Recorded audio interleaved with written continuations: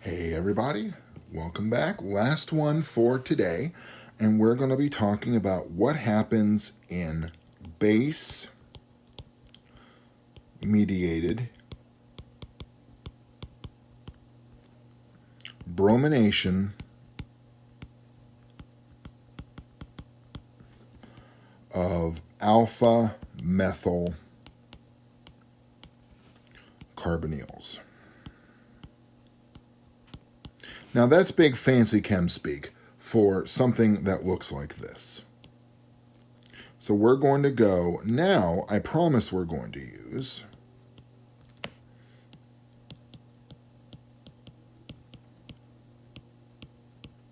acetophenone. And what happens is we react acetophenone with excess KOH, water, and excess bromine.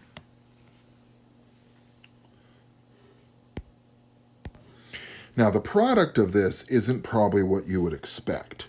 Here's what the product is. The product is the carboxylate salt plus HCBr3.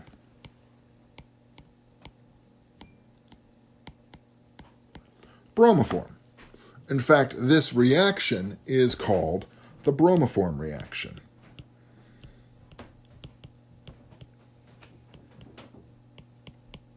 And we'll talk more about that in a couple of minutes. So let's take a look at how this thing works mechanistically, because it is exactly as you would suspect it to be.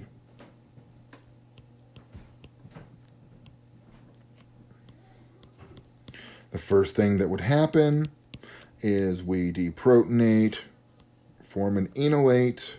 Remember, Dr. Weigel likes these enolates more than the ones that the book uses, although either one is acceptable.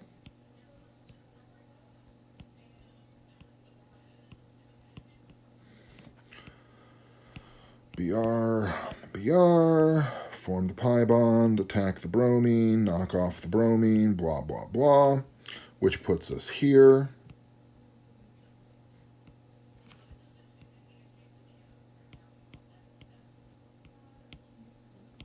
We've got one bromine on there, and we've got two more hydrogens. I will go ahead and show this for every hydrogen because I think it's important you see it. If nothing else, you get used to writing out the mechanisms. Sometimes sheer repetition is what it takes.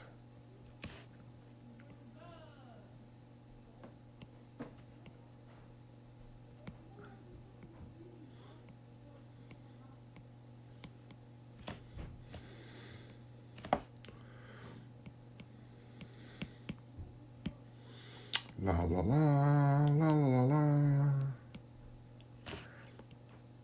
We get here.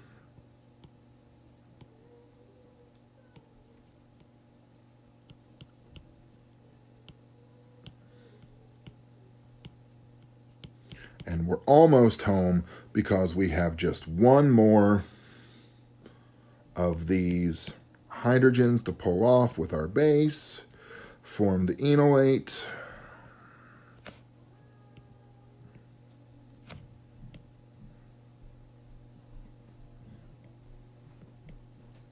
And now we're here.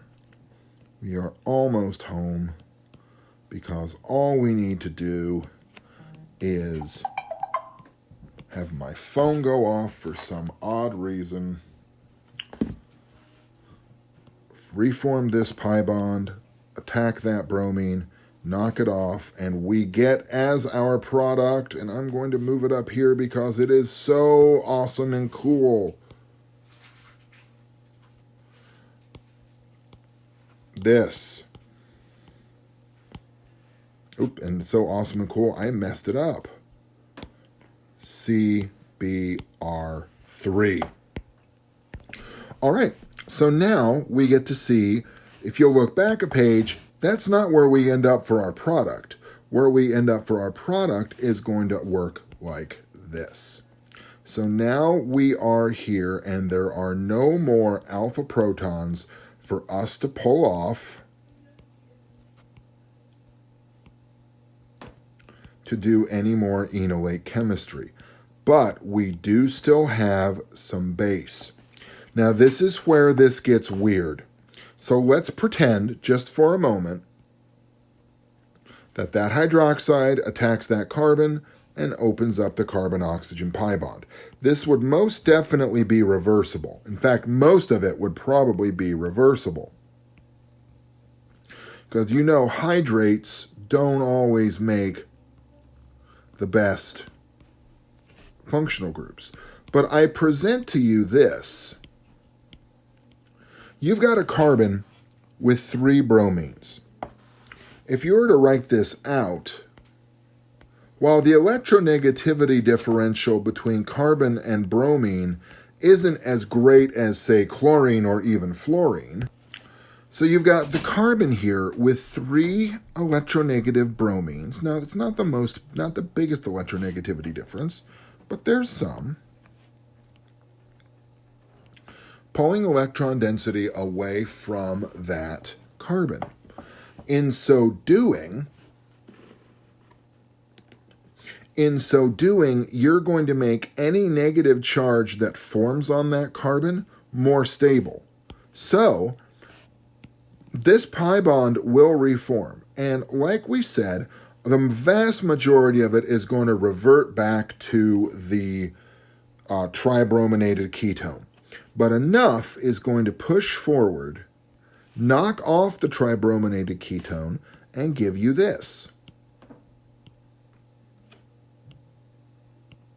You're going to get a carboxylic acid. Now, not for very long, because you have a carbanion. And yes, there are 3 bromines on that carbanion, making it reasonably happy. However, that is still going to pull the proton off of that acid. And you are going to wind up with this. The carboxylate and bromoform.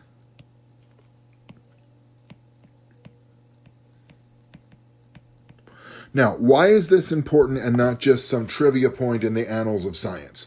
The answer to that is this. Before we had spectroscopy, we had derivative tests.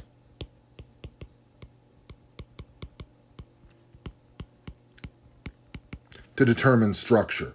For example, some of you did the silver nitrate test last year, which tells you if you have an alkyl halide that forms a stable cation, because then you make the nitrate and the whole solution just becomes insoluble. All right? Now, this is another one of these. This was called the Bromoform test.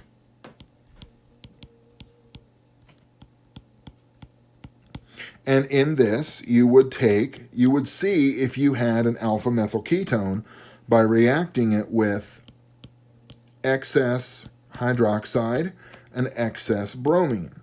And it worked if you formed a 2-phase solution, because in a test tube, water would be on top and bromoform would be on the bottom. All right, so that's the end of the bromination and alkylation of enolate chemistry. Starting tomorrow, I'm going to start filming a couple other things, aldol chemistry, and part of the reason we care about these brominated ketones. So until then, everybody, stay safe, stay sane, and I'll talk to you soon.